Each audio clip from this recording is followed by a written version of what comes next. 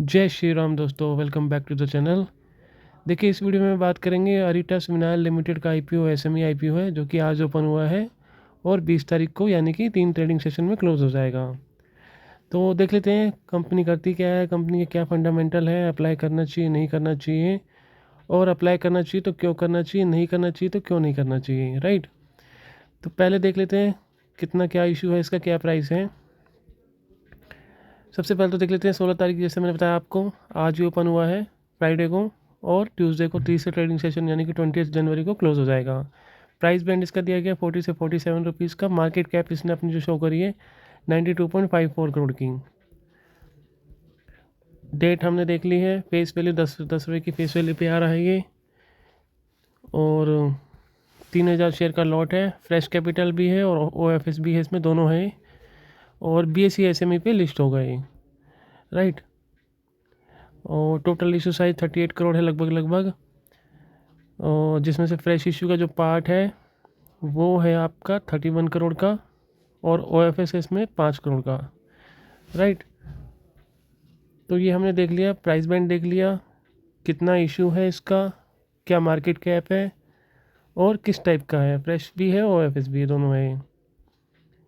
तो 16 को क्लोज़ होगा, 20 को इसका 20 को क्लोज़ होगा, आई मीन 16 को ओपन हुआ है, 21 को आपका अलॉटमेंट आएगा यानी कि वेडनेसडे को, 22 को इसका रिफंड आ जाएगा, और 22 को क्रेडिट हो जाएंगे आपके शेयर में, आपके अकाउंट में, और 23 को इसकी लिस्टिंग हो जाएगी। तो ये तो देख लिया हमने कंपनी का इशू और डेट्स। अब देखते हैं मेन चीज़ जो है, जो मेन चीज़ है जिसके लिए हमने वीडियो बनाया है।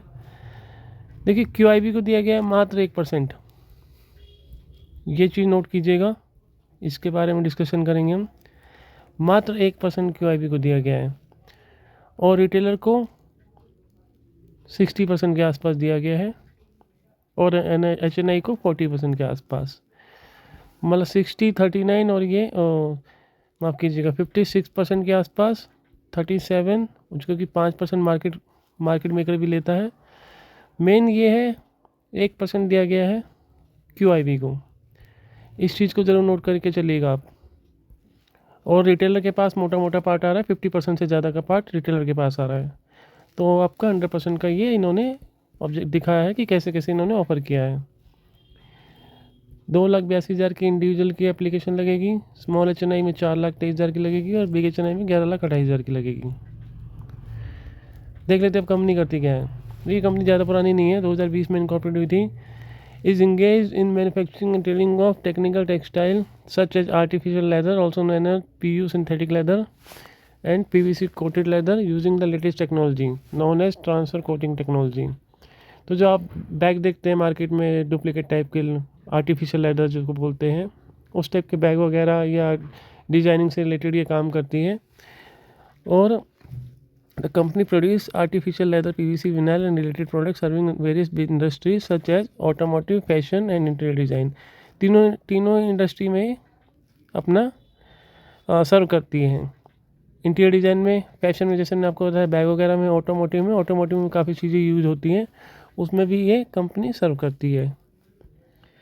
तो ये हमने मोटा मोटा देख लिया कंपनी करती क्या है। बेसिकली मैन्युफैक्चर करती है आर्टिफिशियल लेदर के प्रोडक्ट्स को, राइट। अब कंपनी के थोड़े से फाइनेंशियल देख लेते हैं। 23 में फाइनेंशियल थे 57.95, 76.12 24 में, 25 में 95.26, और इस अगस्त तक है इनके 98.25, राइट। टोटल इनकम देख लेते हैं 51 करोड़, 69 करोड़, 98 करोड़ और 40 करोड़। पैट देख लेते हैं इनका, 1 करोड़, 2.25 करोड़ लगभग, 4.25 करोड़ और 2.5 करोड़ के आसपास। कंपनी के रिजर्व देखिए 1.82, 3.49, 7.79 और 10.21, लेकिन रिजर्व के सामने बोरोविंग देखिए 37.78, तो बोरोविंग इनकी काफ़ी ज़्यादा है, हाई, मैं बोलूँगा काफ़ी हाई है। तो ये भी कंसर्निंग पॉइंट है। अभी इसका GMP भी चेक करेंगे हम। तो इन्होंने शो करा है कंपनी कहाँ यूज करने वाली है, कैपिटल एक्सपेंडिचर के लिए और वर्किंग कैपिटल के लिए, बाकी जनरल कॉर्पोरेट पर्पस के लिए। ROE देखते हैं इसका, आरोही इसका है, इस सेकंड क्वार्टर में उन्होंने दिखाया है अगस्त 35 में 11.16 का, एंड आर दिखा है 11.14 का, और डेप्ट इक्विटी जैसे मैंने आपको बताया था काफ़ी हाई है, 1 से ज़्यादा है, मतलब पौने दो टाइम्स इसका हाई है, पौने 2 टाइम्स है, मतलब काफ़ी ज़्यादा हाई है। RONW 25.51%, पैट मार्जिन का कुछ खास है नहीं, ठीक है 5.97 है, EBITDA 11.20 का है, और प्राइस टू बुक वैल्यू मिला रहा है 2.62 की। राइट, तो ये हमने कंपनी के देख लिया है, फंडामेंटल चेक कर लिए, फंडामेंटल खास नहीं है, ओके हैं, कुछ इतनी स्पीड से ग्रो नहीं हो रहे, क्योंकि एक एसएमई कंपनी है। एसएमई कंपनी को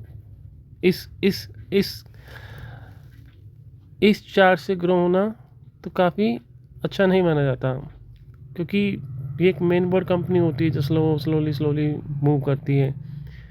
अगर एसएमई कंपनी तो इनको अच्छे खासे ट्रेंड में जाना पड़ेगा, तो ही कंपनी आगे प्रोग्रेस तभी मेन बोर्ड में आ पाएगी। राइट, अब इसका जीएमपी चेक करते हैं, और QIB को शेयर मैंने जैसे बताया था आपको 1% के आसपास है, 78,000, और NIA को 2991,000, यानी कि 29,91,000 शेयर QIB को दिए गए हैं। सबसे ज़्यादा शेयर दिए गए रिटेलर को 45,12,000। और एक चीज़ उनका संदिग्ध थी इसमें, जो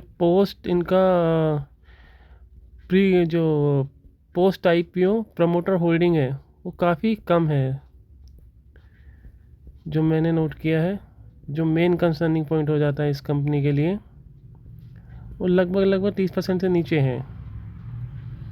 राइट, तो उस केस में हमें कंपनी को थोड़ा सा ढंग से देखना पड़ता है कि अप्लाई करें या नहीं करें। राइट, जीएमपी देख लेते हैं, चलिए इसका जीएमपी इसका चल रहा है 9 रुपये का, इश्यू प्राइस है इसका 47, यानी कि 56 रुपीज़ के आसपास होने की लिस्ट होने की एक्सपेक्टेशन है। देखिए, मैं आपको पर्सनली बताता हूँ, मैं इसमें अप्लाई नहीं कर रहा हूँ, मोस्ट प्रोबेबली नॉट अप्लाइंग।